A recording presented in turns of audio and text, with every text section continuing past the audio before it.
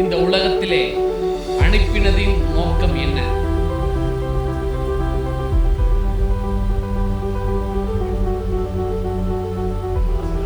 மூல காரணம் என்ன? நம்முடைய பாவம். என்ன? நம்முடைய பாவம். அந்த பாவத்தை குறித்து சில காரியங்களை நாம் காணவிருக்கிறோம். நம்முடைய பாவமே தேவனுடைய நேசகுமாரனை இந்த பூமியிலே மாம்ச ரூபம் எடுக்க செய்து மரிக்க செய்தது.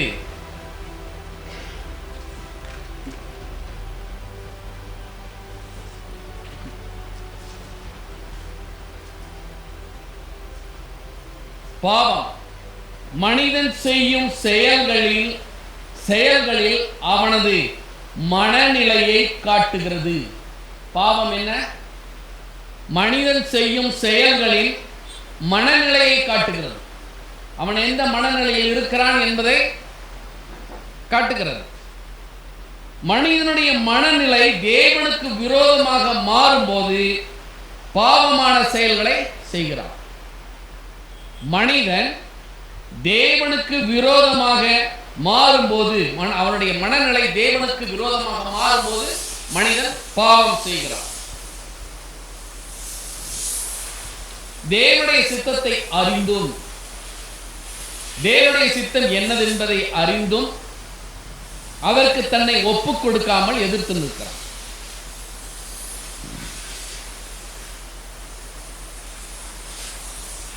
அப்படி எதிர்த்து நிற்பதே பாவம்.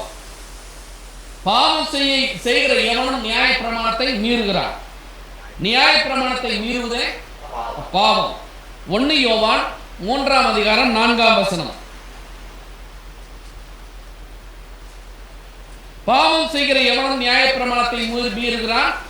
நியாய பிரமாணத்தை மீறுவதே பாவம்.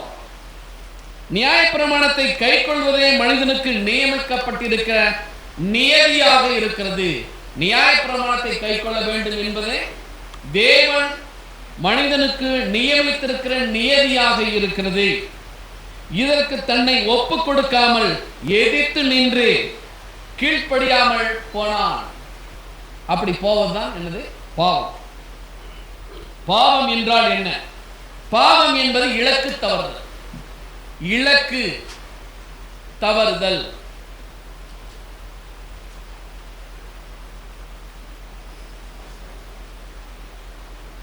ஒரு இலக்கை அடைய வேண்டும் என்பது தேவன் நமக்கு நியமித்திருக்கிற ஒரு இலக்கு.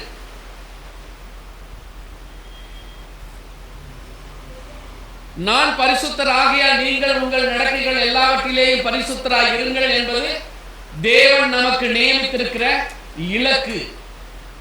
அந்த இலக்கை தவறுதல், அந்த இலக்கை தவறுதல் பாவம். கடவுள் வரையறுத்த இலக்கை தவறுதல் பாவம் என்பது கடவுளுக்கும் மனிதனுக்கும் இடையில் உள்ள உறவில் ஏற்படும் விரிசல். பாவம் என்பது இன்னொன்று. மனிதனுக்கும் கடவுளுக்கும் இடையே விரிசல் ஏற்படுதல், இடைவெளி ஏற்படுதல், துண்டிப்பு ஏற்படுதல், அதாவது உறவு அறுந்து போகுதல். பாவம் என்பது இன்னொன்று. தேவனுக்கும் மனிதனுக்கும் இடையில் உள்ள உறவு அறுந்து போகுதல்.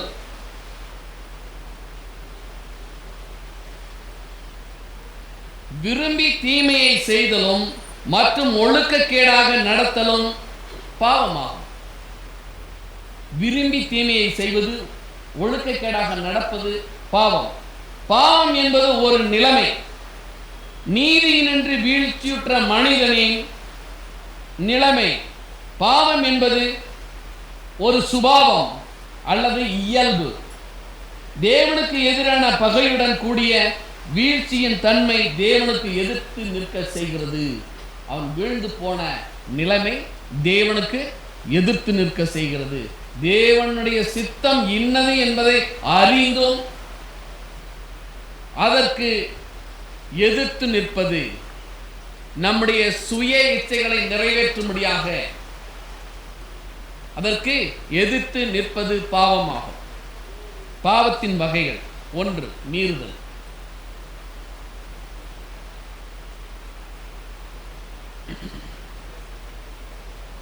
மீறுதல் என்றால் என்ன? நியாயப்பிரமாணத்தின் வரம்பினை மீறுதல். நியாயப்பிரமாணத்தின் வரம்பினை மீறுதல். நியாயப்பிரமாணத்தின் வரம்பு என்ன? முதலாவது நான் சொன்னேனே, நான் பரிசுத்தர் ஆகையால் நீங்கள் உங்கள் எல்லா நடக்கைகள் எல்லாவற்றிலேயும் பரிசுத்தராகிருங்கள் என்பது என்னது? வரம்பு. சொல்லுவோம் இல்லைங்களா, வரம்பு மீறி பேசாதன்னு சொல்லி இல்லைங்களா? அந்த வரம்பு என் மீறுதல் நீங்க என்னை சுத்திகரியும். சங்கீதம் 51ஆம் அதிகாரம் 1ஆம் வசனம். என் மீறுதல் நீங்க சுத்திகரியும். தாவீது சொல்றார்.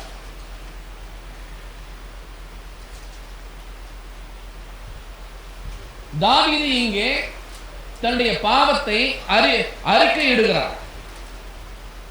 அவனுக்கு விதிக்கப்பட்ட வரம்பு என்ன? அரசன் அநேக மனைவிகளை படையாதிருப்பானாக என்பது மோசேயினுடைய நியாயப்பிரமாணம். என்னது? வரம்பு. இவன் என்ன செய்தான்? மாற்றான் மனைவியின் இடத்துல மகிழ்ந்திருந்ததுனாலே பாவம் ஏற்பட்டது. வரம்பை மீறினான். உரியாவின் மனைவியின் இடத்திலே ரோமர் 2ஆம் அதிகாரம் 23ஆம் வசனம் வாசியுங்கள். ரோமர் 2:23.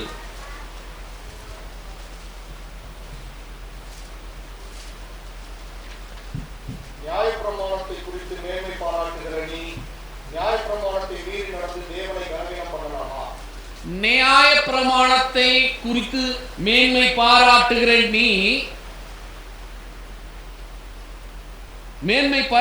நீ அதை மீறி அதை நீ கனவீனப்படுத்தலாமா? நீ கிறிஸ்துவன் என்று சொல்லுகிற நீ, கிறிஸ்தவன் என்று சொன்னால் கிறிஸ்துவோடு கூட இருப்பவன். எப்படிங்க? கிறிஸ்துவோடு கூட இருப்பவன், கிறிஸ்துவை பிரதிபலிப்பவன் என்று சொல்லுகிற நீ அந்த வரம்பை மீறி, கிறிஸ்துவை பிரதிபலிக்கிற வரம்பை மீறி நடந்து கிறிஸ்துவை கனவீனப்படுத்தலாமா? அநேகர் இப்படிதான் செஞ்சுட்டு இருக்கிறாங்க. அநேகர் இப்படிதான் இந்த காரியத்தை தான் செய்து கொண்டிருக்கிறார்கள். 2, அநீதி. 2வது அநீதி, மனப்பூர்வமாய் செய்தல். ரோமர் 1ஆம் அதிகாரம் 21லிருந்து 23ஆம் வசனம் வரை நீங்கள் வாசித்து பாருங்க. அநீதி. அவர்கள் தேவனை அறிந்தும் அவரை தேவன் என்று மகிமைப்படுத்தாமலும் ஸ்தோத்தரியாமலும் இருந்து தங்கள் சிந்தனைகளினாலே வீணரானார்கள். உணர்வில்லாத அவருடைய இருதயம் இருளடைந்தது. அவர்கள் தங்களை ஞானிகள் என்றும் பைத்தியக்காரர்களாகி அழிவில்லாத தேவனுடைய மகிமையை அழிவுள்ள மனுஷர்கள், பறவைகள், மிருகங்கள், ஊர் பிராணிகள் ஆகிய இவைகளுக்கு ஒப்பாக ஒரு மாற்றினார்கள். நம்ம நிறைய நேரம் கிறிஸ்தவங்களும் அப்படி பண்ணிடுறோம். எப்படின்னா, நம்ம எங்கிருந்து வந்தோம்? எங்கிருந்து கிறிஸ்துவுக்குள்ள வந்தோம்? ஒரு விக்கிரக ஆராதனையிலிருந்து வந்தோம். விக்கிரகம் பேசுமா? விக்கிரகத்துக்கு உயிர் இருக்குதா? இல்ல. அது போலவே நம்ம ஆண்டவரையும் நம்ம நினைச்சுக்கிறோம். முதல் வசனத்தை வாசிங்க ஒரு நிமிஷம். தேவனை அறிந்தும் அவரை தேவன் என்று மகிமைப்படுத்தாமலும். தேவனுக்கு தெரியும், அவர் எப்பேற்பட்ட தேவன் தெரியுங்களா? ஜீவன் உள்ள தேவன். அவர் எப்பேற்பட்ட தேவன்? பரிசுத்தமுள்ள தேவன். பரிசுத்தம்னா என்ன?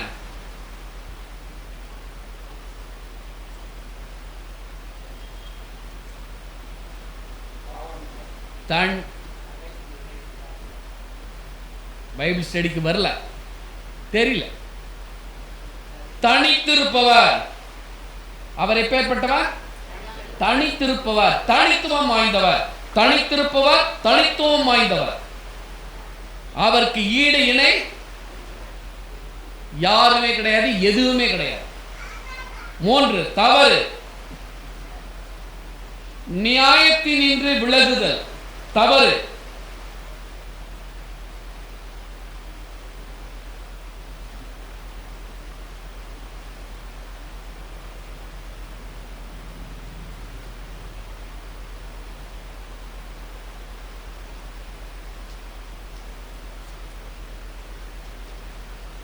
அடுத்ததாக பாவம் என்பதற்கான வேத விளக்கங்கள். பாவம் என்பதற்கான வேத விளக்கங்கள் இன்னும் நிறைய இருக்கு. அந்த பாவத்தை பற்றி உங்களுக்கு சொல்லிட்டு போன டைம் பத்தாது. பாவம் என்பதற்கான வேத விளக்கங்கள். நியாயப்பிரமாணத்தை மீறுவதே பாவம் 1 யோவான் 3:4. அநீதி எல்லாம் பாவம் 2 1 யோவான் 5:17. விசுவாசத்தால் வராத யாவுமே பாவம். விசுவாசத்தால் வராத எல்லாமே பாவம். விசுவாசம்னா என்ன வரும்? என்ன நடக்கணுங்க? கர்த்தருக்கு சித்தமானா எனக்கு கர்த்தர் கொடுக்க வேண்டியதை கொடுப்பார். அதுக்கு லஞ்சம் கொடுத்து வாங்கினா விசுவாசத்தினால வரல. என்ன வரல? விசுவாசத்தால் வரல, உன் பலத்தினால வருது. அது பாவம். அது பாவம். அது என்னது? பாவம். விசுவாசத்தினால் வராத யாவுமே பாவம். 4 தீயன் விசுவாசத்தினால் வராத யாவுமே பாவம். ரோமன் 14:23. 4 தீய நோக்கம் பாவமாம். நீதிமொழிகள் 24:9.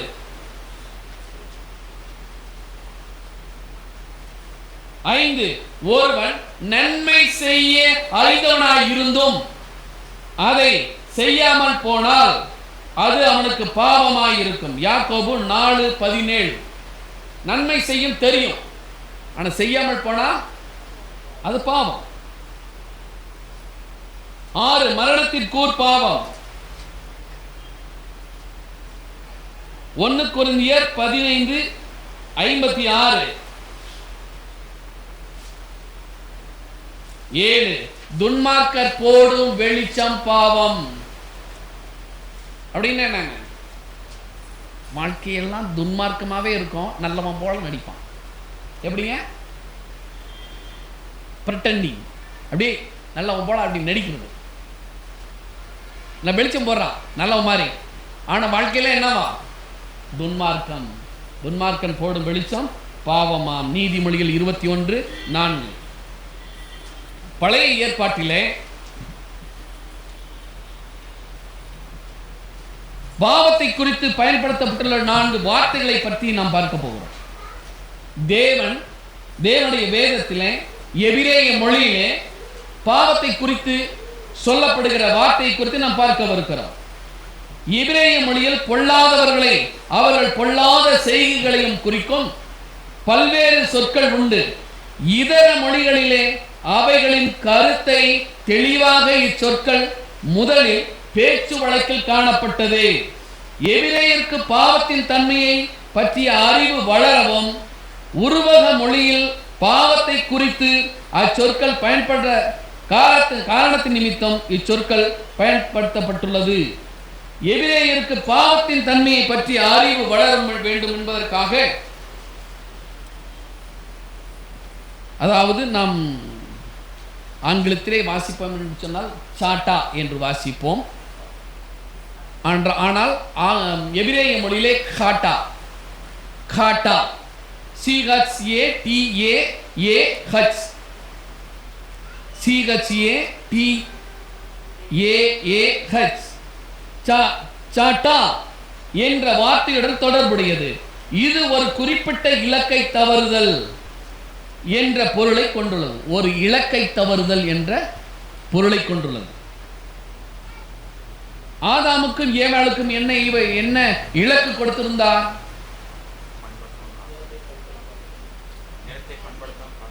ஏதேன் தோட்டத்திலே கொண்டு வந்து வைத்து, ஏதேன் தோட்டத்திலே கொண்டு வந்து வைத்து அவர்களுக்கு பண்படுத்தவும் காக்கவும் வைத்தார். இன்னொன்று கட்டளை கொடுத்தார். என்ன கொடுத்தார்? தோட்டத்தில் இருக்கிற சகல விருட்சங்களின் கனியையும் என்ன செய்யலாம்? புசிக்கலாம். ஆனால் தோட்டத்தில் நடுவில் இருக்கிற கனியை புசிக்க கூட. புசிக்கும் நாளிலே சாவாய்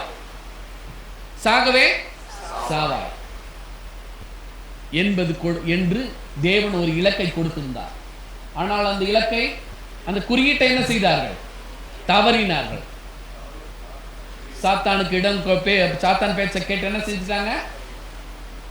அந்த இலக்கை தவறிவிட்டார்கள். அந்த தவறுதல் பாவமாக மாறினது. ஆதியாகமம் 20ஆம் அதிகாரம் 9ஆம் வசனத்திலே இச்சொல் பாவம் என்று பொருள்படும். தாவீது கோலியாத் மீது கவன்கல் எறிந்தான் இல்லையா? என்னது? கவன்கல் எறிந்தான். அந்த கவன்கல் கோலியாத் மீது படாமல் தவறி விழுந்திருந்தார். காட்டா என்கிறதை அவன் என்ன சொல்லியிருப்பான்? கட்டாதி என்று சொல்லியிருப்பான். தவறினேன். என்ன சொல்லியிருப்பான்? நான் தவறினேன், நான் தவறிவிட்டேன். நான் சரியாக அவன் நெற்றியிலே அடிக்க வேண்டும், அதை தவறி விட்டேன், தவறினேன், ஹட்டாதி என்று சொல்லியிருப்பான். குறி தவறினேன் என்று சொல்லியிருப்பான். தாவீது பட்சேபனிடத்தில் பாவத்தை கூறும்போது, அவன் செய்த பாவத்தை கூறும்போது 2 சாமுவேல் 12:13 ஜனங்களை இலக்கம் பார்க்கும் போதும் அவன் பயன்படுத்தப்பட்ட வார்த்தை ஹட்டாதி. என்னது? ஹட்டாதி என்கிற வார்த்தையை அவன் பயன்படுத்தினான். 1 சாமுவேல் 24:17 நான் பாவம் செய்தேன் என்று சொன்னான். நான் அவன் இலக்கம் பார்க்க கூடாது. எது?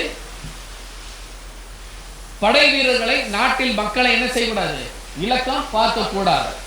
ஏனென்று சொன்னால் தேவனே யுத்தம் செய்கிறவர், சேனைகளின் கர்த்தர் அவர். யுத்தத்தை செய்து யுத்தத்தை வெற்றியடைய செய்கிறவர் அவரே. ஆனால் இவன் என்ன செய்தான்?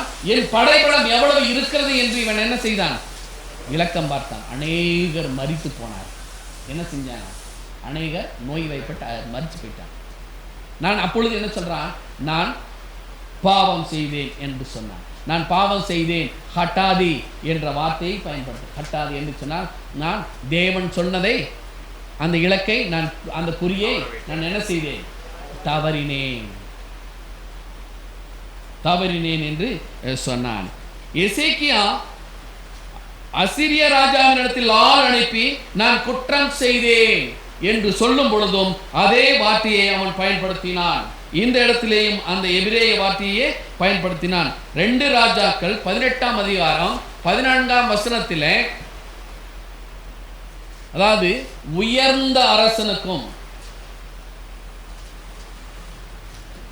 சிற்றரசனுக்கும், அதாவது என்ன சொல்வது என்று சொன்னால் சூசன் வாசன் ட்ரீட்டி கவனன். என்ன? சூசன் என்று சொன்னால் மகாராஜா, வாசன் என்று சொன்னால் சிறிய அரசன், சிற்றரசன். இருவருக்கும் இடையே ஏற்படுத்தப்பட்ட கவனன். ஏன் நம்மை சிற்றரசர்களாக தேவன் வைத்திருக்கிறார்? நீங்கள் 1ஆம் அதிகாரம், ஆதியாகமம் 1ஆம் அதிகாரத்தை படிச்சு பாருங்க. நீங்கள் என்ன செய்யுங்க? எல்லாவற்றையும் கீழ்ப்படுத்தி இவைகள் எல்லாம் ஆண்டு கொள்ளுங்கள் என்று சொன்னார். தேவன் நம்மை சிற்றரசர்களாக வைத்திருக்கிறார். அவர் மகாராஜாவாக இருக்கிறார். அந்த மகாராஜா சொன்ன வார்த்தைக்கு கீழ்ப்படியில் அப்படின்னு சொன்னா, நான் குறி தவறினேன். நான் என்ன செய்தேன்? குறி தவறினேன், நான் மீறி பாவம் செய்தேன் என்று பொருள்படும். கடவுளை குறித்து பேசும்போது, அதாவது புலம்பல் 5ஆம் அதிகாரம் 7ஆம் வசனம், இந்த பெயர்ச்சொல் பாவ நிவாரண பலியை குறித்து பலமுறை பயன்படுத்தப்பட்டுள்ளது. இந்த சொல் பாவ நிவாரண பலியை குறித்து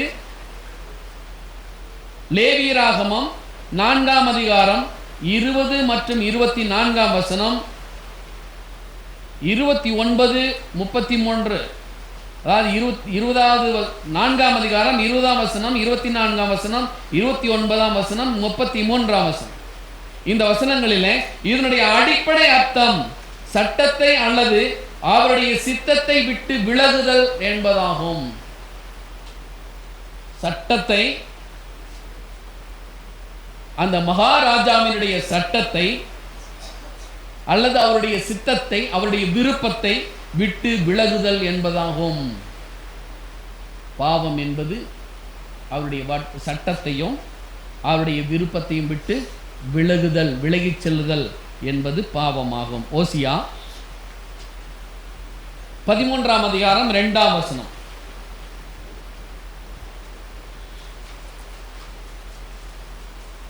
தேவனுடைய சித்தத்தையும் திட்டத்தையும் சட்டத்தையும் விட்டு விலகுதல்.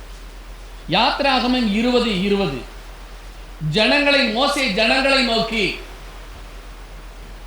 பயப்படாதிருங்கள், உங்களை சோதிப்பதற்கும் நீங்கள் பாவம் செய்யாதபடிக்கு தம்மை பற்றும் பயம் உங்கள் முகத்திற்கு முன்பாக இருப்பதற்காகவும் தேவன் எழுந்தருளினார் என்றான். நாம் பாவம் செய்யாதபடிக்கு, அதாவது மீறி நடக்காதபடிக்கு, நம்முடைய குறிக்கோளை விட்டு நாம் வலதுபுறம் இடதுபுறம் சாயாதிருக்கும்படிக்கு. யோசுவா 1ஆம் அதிகாரம் 7ஆம் வசனத்தில் 8ஆம் வசனத்தில் சொல்லுது. என்ன சொல்லுதுன்னா, அதை வாசிங்க அந்த வசனத்தை.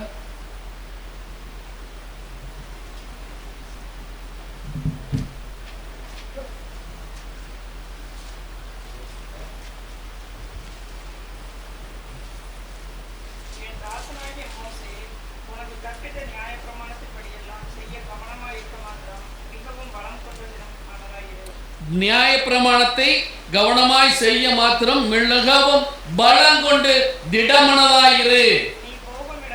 நீ போகும் இடமெல்லாம் புத்திமானாய் நடந்து கொள்ளும்படிக்கு அதை விட்டு வலது இடதுபுறம் விலகாதிருப்பாயாக. இந்த நியாயப்பிரமாண புஸ்தகம் உன் வாயை விட்டு பிரியாதிருப்பதாக. இதில் எழுதியிருக்கிறவர்களின் படியெல்லாம் நீ செய்ய கவனமாய் இருக்கும்படி இரவும் பகலும் அதை தியானித்துக் கொண்டிருப்பாயாக. அப்பொழுது நீ உன் வழியை வாய்க்க பண்ணுவாய், புத்திமானாயும் நடந்து கொள்வாய். இல்லைன்னு சொன்னா உன் வழி வாய்க்காது. அவருடைய வார்த்தை, அவருடைய சட்ட திட்டங்களை, அவருடைய சித்தத்தை விட்டு விலகினார். அவர் நியமித்திருக்கிற அந்த குறிக்கோளை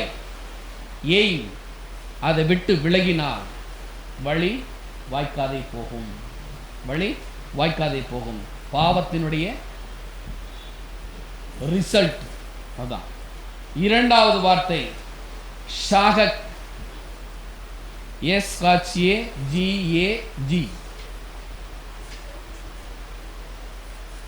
என்னும் சொல் தவறுதல் அல்லது தவறு செய்தல். தவறுதல் அல்லது தவறு செய்தல் என்னும் பொருள்படும். என்னாகமம் 15ஆம் அதிகாரம் 24ஆம் வசனம். என்னாகமம் 15:24ஆம் வசனம். 1 சாமுவேல் 26:21. அறியாமல் தவறி நடந்தாலும் சபையாருக்கு தெரியாமல் யாதொரு தப்பிதம் செய்தாலும்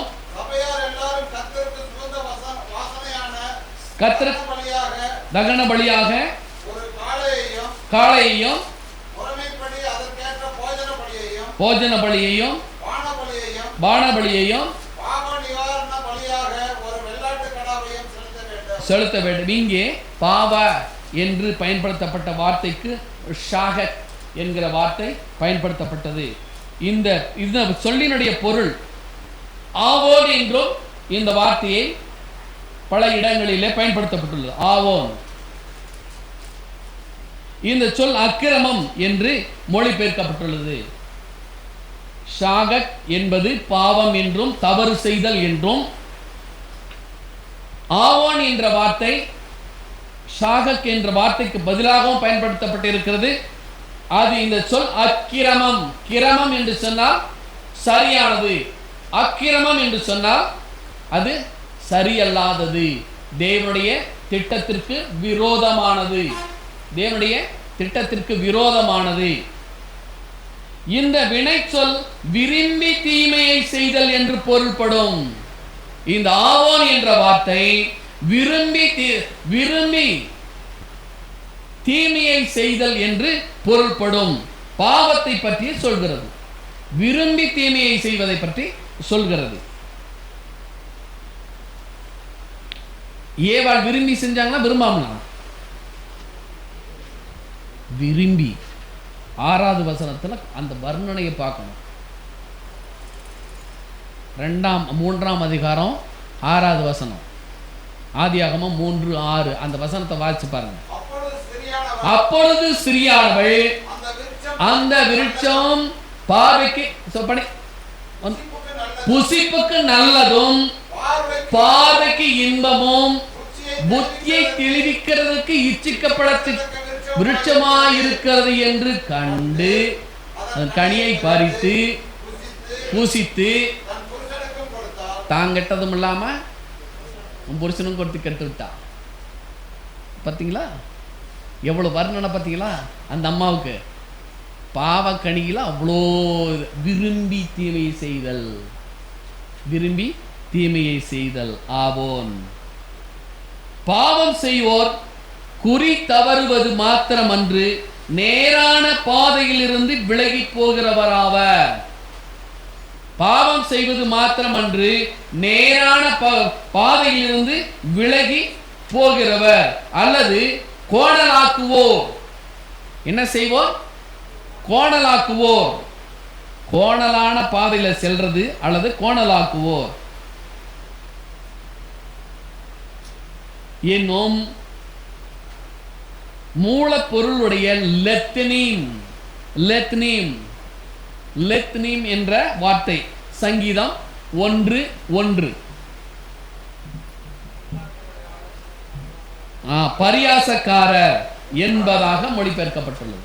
என்ன மொழிபெயர்க்கப்பட்டுள்ளது? பரியாசக்காரர். இவர்கள் என்ன பண்ணுவாங்க? வழியை கோணலாக்கி விட்டுருவாங்க. கோணலாக்குவோர் என்று மொழிபெயர்க்கப்பட்டுள்ளது. இவர்கள் ரஷாக் RASHA பொல்லாதவர்கள். ரஷாக் தேவனை பகைக்கிறவர்களாக வர்ணிக்கப்படுவார்கள். இவர்கள் தேவனை பகைக்கிறவர்களாக வர்ணிக்கப்படுகிறார்கள். இது பழைய ஏற்பாட்டில் 262 முறை வந்துள்ளது ரஷாக் என்கிற வார்த்தை.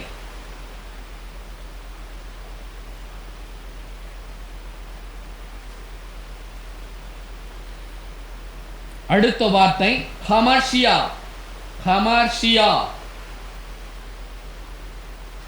என்பது சாட்டா என்பதற்கு இணையான வார்த்தையாகும்.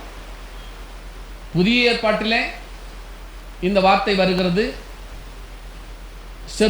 செப்டோஜென்ட் மொழிபெயர்ப்பிலே இந்த வார்த்தை வருகிறது. ஹமார்ஷியா என்பது சாட்டா என்ற வார்த்தைக்கு இணையான வார்த்தையாகும். கடவுளுடைய சட்டத்தை மீறுதல் என்னும் பாவத்தை குறித்து இந்த வார்த்தை பயன்படுத்தப்பட்டுள்ளது. என்னிடத்தில் பாவம் உண்டென்று உங்களில் யார் சொல்லக்கூடும்? இயேசு கிறிஸ்து சொன்னார் இல்லைங்களா?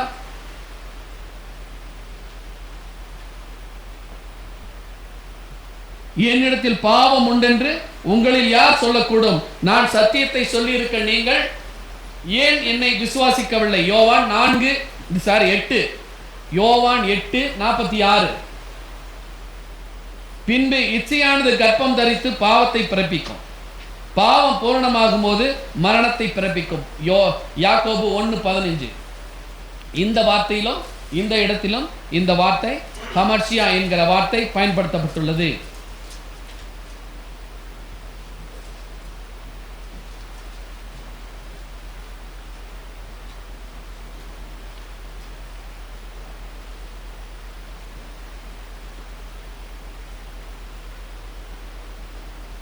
அடுத்த வார்த்தை பரப்டோமா.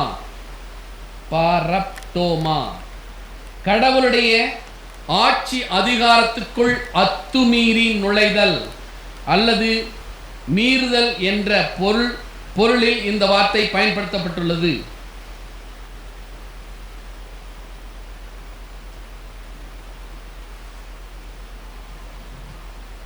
எபேசியர் 2:1 அக்கிரமங்களினாலும் பாவங்களினாலும் மரித்தவர்களாய் இருந்த உங்களை உயிர்ப்பித்தார்.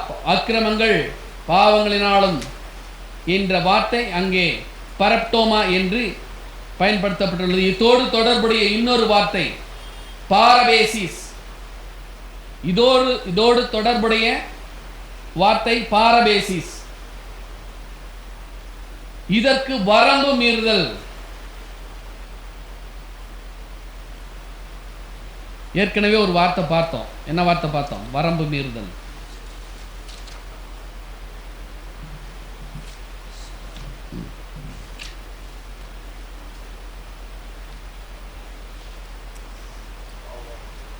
ஆவோன் இல்லைங்களா?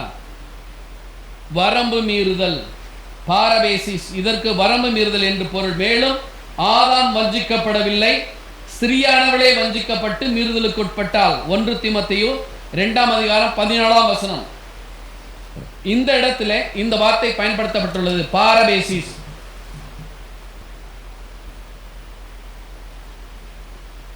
அடுத்தது பெசா.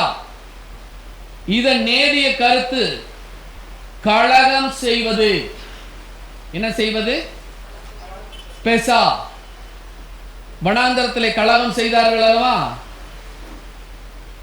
கலகக்காரர்கள் என்கிற வார்த்தைக்கு இங்கே பெசா என்ற வார்த்தை பயன்படுத்தப்பட்டது. 1 ராஜாக்கள் 12:19 கலகம் பண்ணி என்பதாக மொழிபெயர்க்கப்பட்டுள்ளது. மற்றும் சொல்லின் பகுதியுடையது ஏசாயா 1:2 இல்ல துரோகம் என்று மொழிபெயர்க்கப்பட்டுள்ளது. யோபு 34:37 தேவ துரோகம்.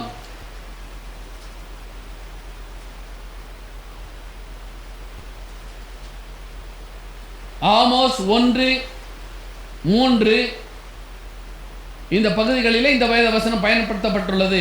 அயலானுடைய பொருளையாவது அபகரித்தல் என்று பொருள்படும் வகையில் இச்சொல் பயன்படுத்தப்பட்டுள்ளது. அயலானுடைய பொருளை அபகரித்தல் என்கிற பதத்திலே இந்த பெசா என்கிற வார்த்தை மொழிபெயர்க்கப்பட்டுள்ளது. அவபக்தி என்பதும் பொருள். பெசா என்று சொன்னால் அவபக்தி என்றும் பொருள்.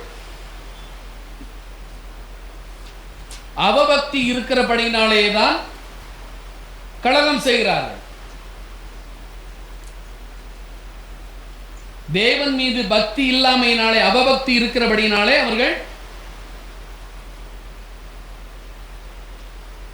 கலகம் செய்கிறார்கள்.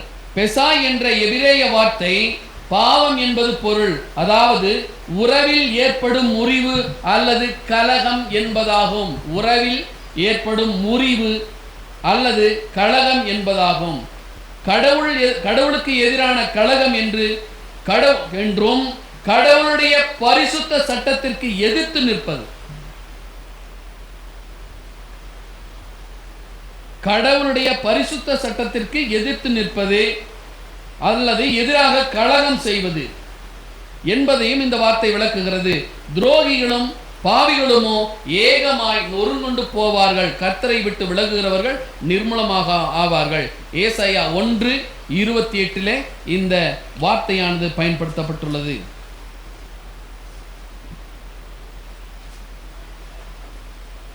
ஆவா அல்லது ஆவோன். ஆவா அல்லது ஆவோன் இந்த சொல் அக்கிரமம் என்று மொழிபெயர்க்கப்பட்டுள்ளது. இந்த வினைச்சொல் விரும்பி தீமையை செய்த என்று பொருள்படும் பாவத்தை பற்றி சொல்லுகிறது. அத்துடன் தொடர்புடைய ஏவோன் என்றும் இந்த வார்த்தை பல இடங்களிலே பயன்படுத்தப்பட்டுள்ளது.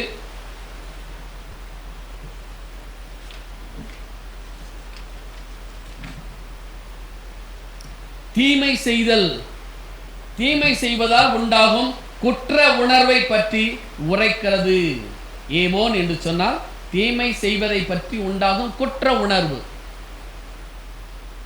அந்த குற்ற உணர்விற்கு இந்த ஏவோன் என்ற வார்த்தை பயன்படுத்தப்பட்டுள்ளது. நாங்கள் பாவம் செய்து அக்கிரமக்காரராய் இருந்து துன்மார்க்கமாய் நடந்து கலகம் பண்ணி உம்முடைய கற்பனைகளையும் உம்முடைய நியாயங்களையும் விட்டு அகன்று போனோம். தானியேல் 9:5. இந்த குற்ற உணர்வை பற்றி சொல்லப்படும் பொழுது இந்த ஏவோன் என்கிற வார்த்தை பயன்படுத்தப்பட்டுள்ளது. அப்பொழுது காயின் கர்த்தரை நோக்கி, எனக்கு இட்ட தண்டனை என்னால் சகிக்க முடியாது. ஆதியாகமம் 4:13. இந்த இடத்திலும் என்ன செய்யப்படுகிறது? ஏவோன் என்கிற வார்த்தை பயன்படுத்தப்பட்டுள்ளது.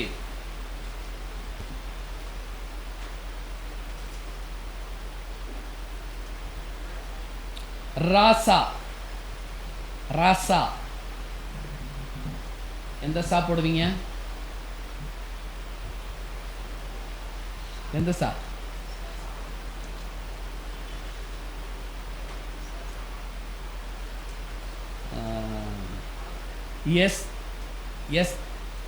எஸ்தர். அந்த இசுப்பரமல அந்த சா புள்ளி வைக்க கூடாது. ராசா பொல்லாப்பின் தன்மை. ராசா என்ற வினைச்சொல் ஒழுக்கக்கேடாக நடத்தல், செயல்படுதல் என்கிற விதத்தில் பயன்படுத்தப்பட்டுள்ளது. கர்த்தருடைய வழியை காத்து கொண்டு வந்தேன், நான் என் தேவனுக்கு துரோகம் பண்ணினதில்லை. 2 சாமுவேல் 22:22.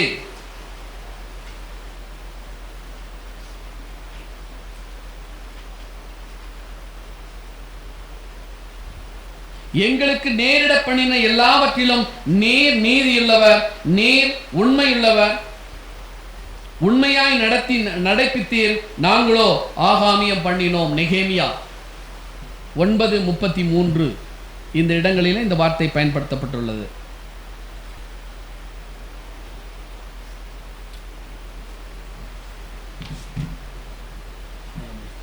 புதிய ஏற்பாடு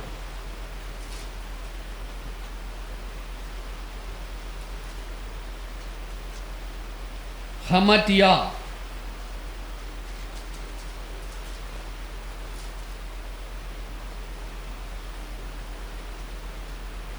குறியீட்டு. அது நாம் படித்தோம் இல்லைங்களா? ஃபர்ஸ்ட் முதல் வார்த்தை என்ன படித்தோம்? காட்டா என்கிற வார்த்தை பயன்படுத்தப்பட்ட படித்தோம். அதே பொருளுடைய ஹமட்டியா என்கிற வார்த்தை புதிய ஏற்பாட்டிலே பயன்படுத்தப்பட்டுள்ளது.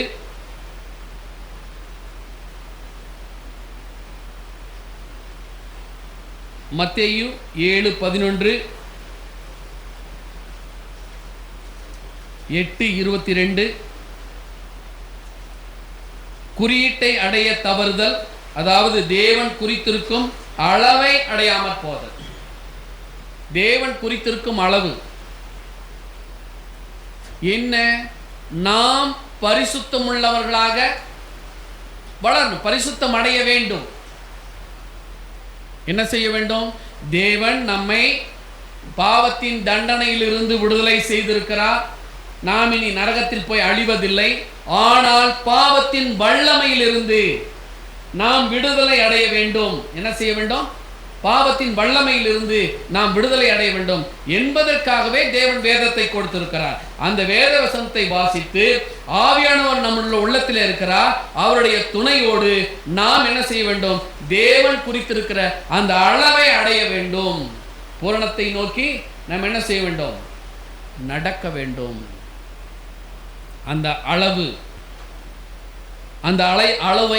அந்த அளவை அடைய தவறுதல் என்பதற்கு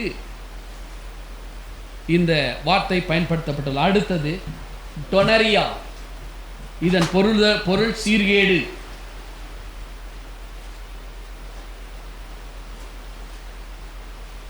ரோமர் 1:18-28 வரையிலும்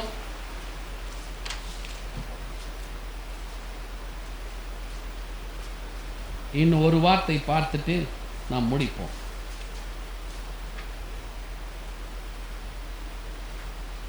அனோமியா. யாராவது பேர் வச்சிருந்தாங்கன்னா அனோமியா. பெண்களுக்கு தான் நான் பார்த்துருக்கிறேன் பேர் வச்சிருக்கிறத. அனோமியா என்ற வார்த்தை கடவுளுடைய சட்டத்தை மனிதன் வெறுப்பதை குறிக்கிறது. கடவுளுடைய சட்டத்தை, அவருடைய நியாய பிரமாணத்தை மனிதன் வெறுப்பதை குறிக்கிறது.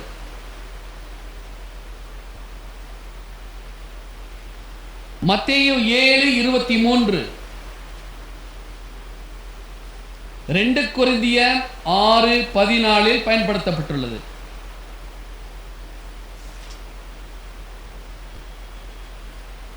அப்பொழுது நான் உங்களை ஒரு காலம் உங்களை அறியவில்லை அக்கிரம செய்கைக்காரரே என்கிற இடத்துல அந்த வார்த்தை அனோமியா என்கிற வார்த்தை பயன்படுத்தப்பட்டுள்ளது. வேதத்திலே பயன்படுத்தப்பட்டிருக்கிற பாவத்திற்காக பயன்படுத்தப்பட்டிருக்கிற வார்த்தைகள் அனைத்தும்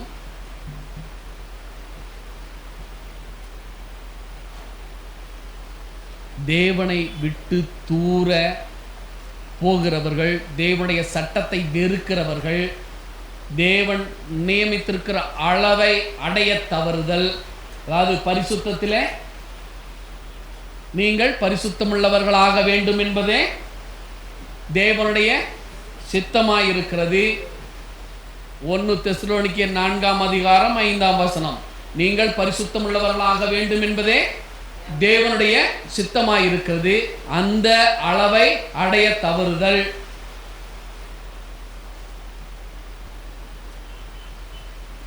இப்படி தேவன் விருப்பத்திற்கும் அவர் போட்டிருக்கிற சட்டத்திற்கும் மாறாக நடக்கிறவர்களைத்தான் வேதம் என்ன சொல்லுது? பாவம் என்று சொல்லுகிறது. இந்த பாவத்திலிருந்து தேவன் குறித்திருக்கிற அந்த அளவை அடைந்து தேவன் விரும்புகிற வழியிலே, அதாவது கோணலாக்காதபடிக்கு நேராக நடந்து கர்த்தருடைய சட்டத்தை வெறுக்காதவர்களாக விரும்புகிறவர்களாக இருக்க வேண்டும். அதற்காக தான் இயேசு கிறிஸ்து இந்த உலகத்திலே வந்து மரித்தார். நாம் யாவரும் விரும்ப வேண்டும். என்னுடைய நுகம் எப்படி இருக்குதாமா? இலகுவாய் இருக்கிறது.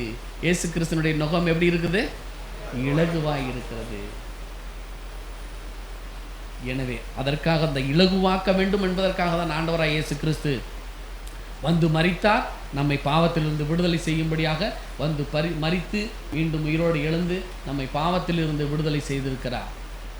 அந்த தேவன் குறித்திருக்கிற அந்த அளவை அடைய வேண்டும் என்பதற்காக அந்த அளவை அடைவோம். தேவன் நம்மை ஆசீர்வதிப்பார்.